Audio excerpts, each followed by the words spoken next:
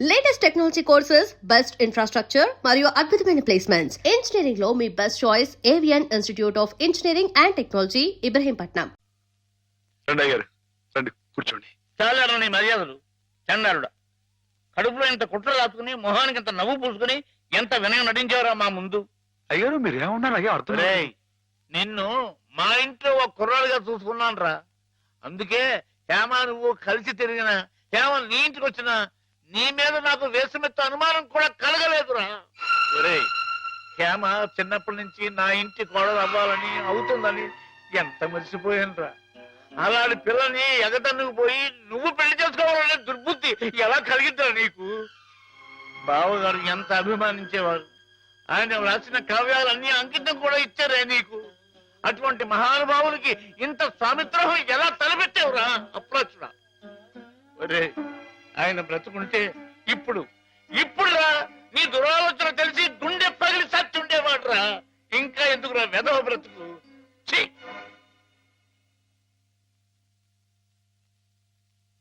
వా అంత పని చేసేయండి ఎదవా, తప్పు కదండి. ఎరా తెన్నింటి వాసాలు లెక్క పెడతావా? అసలు ఈ పుట్టగతులు ఉంటాయరా? ఇట్టండి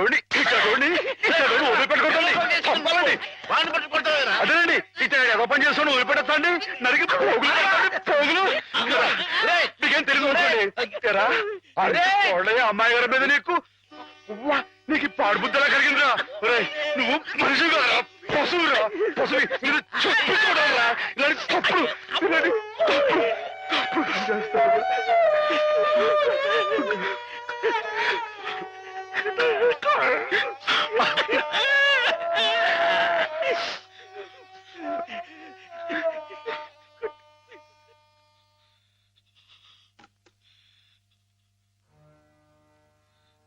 ఏం బతుకురా నీది, ఏ ముహూర్తంలో పుట్టావురా? ఇంకా ఎందుకురా కావాలని బురద పులుముకుంటావు?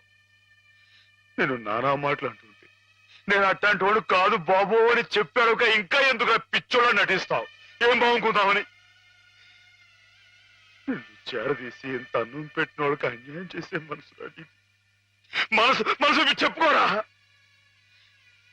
నీ బతుకు గురించి ఆలోచించుకుంటా వాళ్ళ రుణం తీర్చుకోవడానికి ఉన్న హస్తం తమ్మేసి వాళ్ళకి సాయం చేసేది అది నువ్వు చేసిన తప్పు. నువ్వేమిటో నీ భవిష్యత్తు ఏమిటో చూసుకోకుండా వాళ్ళు బాగుండాలి వాళ్ళోళ్ళు బాగుండాలని 24 గంటలు ఏడ్చేవి. దేనికిరా ఇలా ఇలా నానా మాటలు అనిపించుకోవడానిక? అమ్మాయి గారు అని ఒక దేవతలా చూసుకున్నారు. తడి దేవత సొంతం చేసుకునేంత సౌభాగ్యుడురా. మాటలు పిచ్చదవా? ఈ బతుకి ఓ తోడు కావాలని కూడా చూసుకోకుండా అమ్మాయి గారికి మంచి తోడు దొరికిందని తెగ సంబరపడిపోయావే. దేనికిరా? దేనికి ఇలా పిచ్చోళ్ళ మధ్య నరకేతం అనిపించడానిక? ఏదో ఓ తాగుబోతే అథవా నానా కూతురు కూర్చోడంటే వదిలేయచ్చు, కానీ చిన్నప్పటి నుంచి నువ్వెవరో నువ్వేంటో తెలుసునా? ఆ పెద్ద అన్నారే మాట్లాడినారంటే ఒరే మాధవా, నేను ఆ దేవుడు కూడా అర్థం చేసుకోలేదా? అర్థం చేసుకోలేదు. కుళ్ళు చచ్చిపోయేదాకా ఏడవరా ఏదవా? నీ ముఖం నాకు ఏదవని.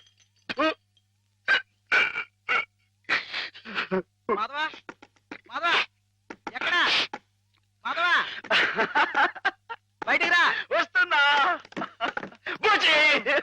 లోపల ఏం చేస్తున్నావు? చెప్పకూడదు. పని ఎంతసేపు? ఇలాంటి పిచ్చి పిచ్చి జోక్ వేసావంటే ముఖం పెరగైపోతుంది. మరి కొట్టండి. పిచ్చి నీకా నాకా? పిచ్చి నీకే. మాధవ చచ్చిపోతా. చాలా బాగుంది.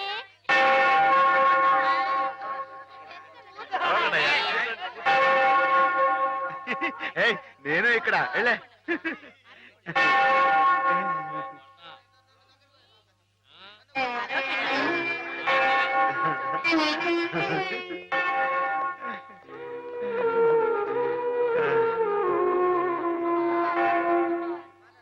ప్రభులు వచ్చారా? ప్రభులు ఏమిటమ్మా? ఒక జీవితానికి సంబంధించిన ముఖ్యమైన సమస్య గురించి ప్రభు సలహా కావాలి ఫాదర్. ఏమిటో చెప్పమ్మా. ఒక ఊర్లో ఒక అబ్బాయి ఒక అమ్మాయి ఉన్నారు. ఆ అమ్మాయి ఆ అబ్బాయిని ప్రాణం కంటే మిన్నగా ప్రేమించింది. కానీ వాళ్ళిద్దరు కులాలు వేరు, అంతస్తులు వేరు. ఆ కారణంగా నేను నిన్ను ప్రేమిస్తున్నానన్న మాట పెదవుల దాకా వచ్చినా నోరు విప్పి అతనికి ఎన్నడూ చెప్పుకోలేకపోయింది. ఆ అబ్బాయికి ఆ అమ్మాయి అంటే అంతులేని అభిమానం. ఆ అమ్మాయి సుఖ సంతోషాల కోసం తన యావదాస్తిని ధారపోశాడు అతను. మానసికంగా శారీరకంగా చిత్రహింసల్ని భరించి గతి తప్పిన ఆ పిల్లని మళ్ళీ మామూలు మనిషిని చేశాడు. పెళ్లి చేసుకోవాల్సిన సమయం వచ్చినప్పుడు ఆ అమ్మాయి తనకి కొత్త జీవితాన్ని ప్రసాదించిన ఆ అబ్బాయిని చేసుకోవాలా, కట్టుబాట్లకి లొంగిపోయి మనసు చంపుకొని పెద్దలు కుదిర్చిన పెళ్లి చేసుకోవాలా? ప్రభువుని అడిగి చెప్పండి ఫాదర్. ఎవరా అమ్మాయి? నేనే ఫాదర్. మరి ఆ అబ్బాయి? నాకు అనవసరం. ఆ అబ్బాయి ఎవరైనా సరే నాకు అనవసరం. అటువంటి అడగకూడని ప్రశ్నలకు ప్రభు మేము సమాధానం చెప్పంగాక చెప్పం. అంతే, చెప్పం. ప్రభుని పిచ్చి పిచ్చి ప్రశ్నలు వేస్తారా? ప్రభు కోపం వచ్చి పైకి వెళ్ళిపోతాడు. నేను ఇక్కడ పైనున్నాను.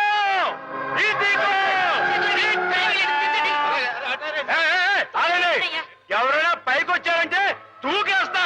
పోండి, దూరంగా పోండి. Helicopter helicopter. ఊరుకోవయ్యా.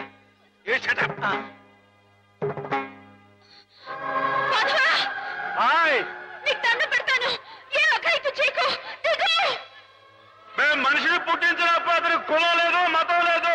కానీ మీకు మీరే ఆ కట్టుబాట్లు పెట్టుకున్నారు. మీరు పెట్టుకున్న ఆచారాలు మీరు గౌరవించి తీరాలి. కాదంటే నేను నా ప్రభు ఇక్కడి నుంచి దూకేస్తాం. అప్పుడు మీకు దేవుడు ఉండడుగా. ప్రవర్తిస్తున్నావు. ఆ మాటలకు అర్థం ఏమిటో నాకు తెలుసు. నా మాట విని దిగిరా. మాధవా, గౌరవించి తీరాలి. మన ఇష్టానికి మనం ప్రవర్తించే వాళ్ళ మనసు నొప్పించకూడదు. ఇక్కడున్న వాళ్ళందరూ ఈ మాట ఒప్పుకుంటేనే నేను కింద దిగొస్తా, లేకపోతే ఇక్కడిని దూకేస్తా. మాధవ, దూకొద్దు, దిగు. దూకేస్తా దూకేస్తా.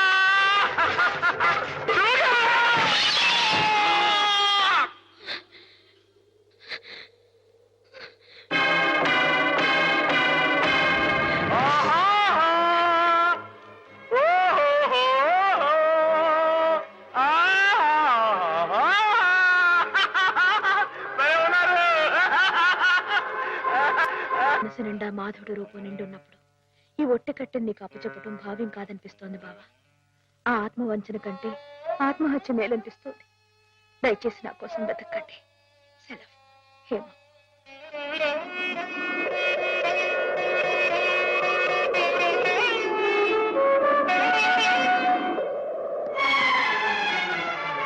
మాధవ, మాధవ. రానుంది. చాలా ఘోరం జరిగిపోయిందయ్యా. ఏం జరిగింది? శ్రీపతికి హేమకి సలక్షణంగా పెళ్లి జరుగుతుందని పెద్దలు ఈ రాత్రికే ముహూర్తం నిశ్చయించారు. కానీ ఈ లోపు ఇది చూడు. ఏమిటిది? హేమ ఉత్తరం రాసిపెట్టి ఎక్కడికో వెళ్ళిపోయింది.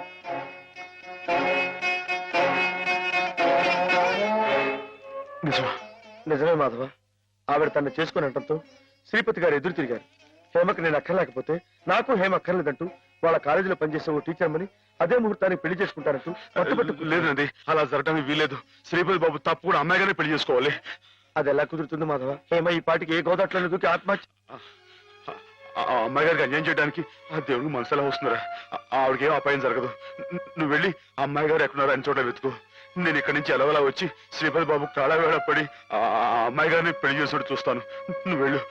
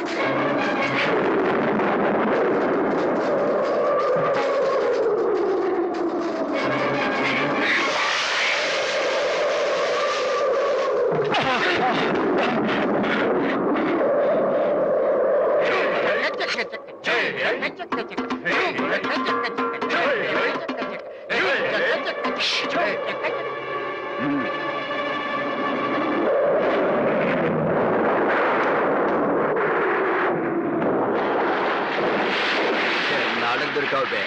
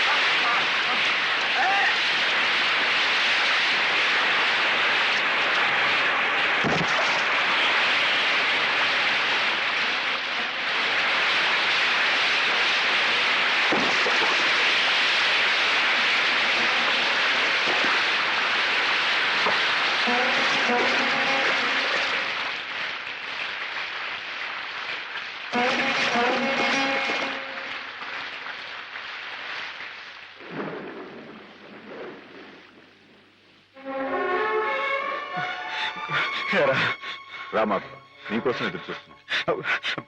బాబు గారు, ఆ అమ్మాయి గారు ఎక్కడ? చెప్పండి, మాట్లాడమండి. అమ్మాయి గారికి ఏమైంది?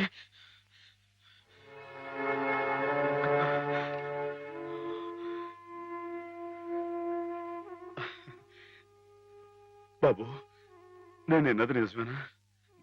మీరు అమ్మాయి గారిని కాదని ఇంకెవరినో పెళ్లి చేసుకోవటం, ఏదేమైనా సరే ఆ అమ్మాయి గారి పెళ్లి విషయంలో మాత్రం అన్యాయం జరగకూడదు బాబు. నిజమే మాధవ, హేమ పెళ్లి విషయంలో అన్యాయం జరగకూడదు. అందుకే నన్ను చేసుకోవడం ఇష్టం లేక గోదావరిలో దూకిన హేమను ఒడ్డుకు చేర్చాను. నాకు ఇంకో అమ్మాయితో పెళ్లి జరగబోతోందన్న అబద్ధంతో నిన్ను ముహూర్త సమయానికి ఇక్కడికి రప్పించాను. హేమకు అన్యాయం జరగకూడదని నీ మనసులో గట్టి కోరిక కనుకుంటే నేను చెప్పినట్టు చెయ్యి. ఆ గోదావరి తల్లి నీకు హేమకు కూడా మంగళ స్నానం చేయించింది. సుముహూర్తం ఇంకో 15 నిమిషాల్లో ఉంది. అక్కడ కళ్యాణం వెతుకుంది, ఇక్కడ హేమ సిద్ధంగా ఉంది. ఇవిగో పట్టుబట్లు, ఇవి కట్టుకుని హేమ మెళ్ళో మాంగళ్యం కట్టు మాధవ.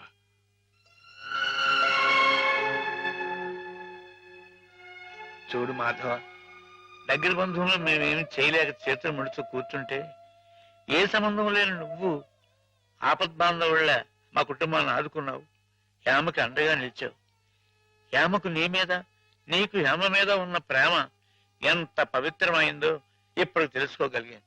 తొందరపడి నీ ముందు నోరు జారినందుకు పెద్ద మనసుతో నన్ను క్షమించి హేమ చెయ్యేందుకు బాబు. అవును మాధవ, అన్నయ్య తన కావ్యాల్ని నీకు అంకితం చేసి ఆ రోజే నిన్ను తన అల్లుని చేసుకున్నారు. హేమ మెళ్ళో నువ్వు 3 ముళ్ళు వేస్తే ఆ లోకాన్ని ఉన్న మా అన్నయ్య ఆత్మ శాంతిస్తుంది మాధవ. లేదండి, ఇది జరగని పని. జరగని పని అంటే కులం గురించా నీ సమస్య మాధవ? నీలా యాదవుడైన కృష్ణుడు ఎవరిని చేసుకున్నాడు? క్షత్రియకన్య సత్యభామని చేసుకోలేదా? రాచకన్య రుక్మిణి చేసుకోలేదా? హేమ కూడా క్షత్రియకన్య మాధవ. మీరెవరు ఎంతగా చెప్పినా సరే ఎందుకో నా మనసు ఒప్పుకోవడం లేదు. ఆ అమ్మాయి గారు మీ సొంత మనిషి, ఆవిడ మీరే పెళ్లి చేసుకోవాలి. సరే అయితే, ఇందరింతగా చెప్తున్నా హేమ మనసారా నిన్నే కోరుకుంటుందని తెలిసినా కూడా నేనే హేమం చేసుకు తీరాలి అని నువ్వు పట్టుబడితే అలాగే చేసుకుంటాను మాధవ. కానీ పెళ్లి చేసుకున్న మర్నాడే హేమ నీకు ఇలా కనిపిస్తుంది.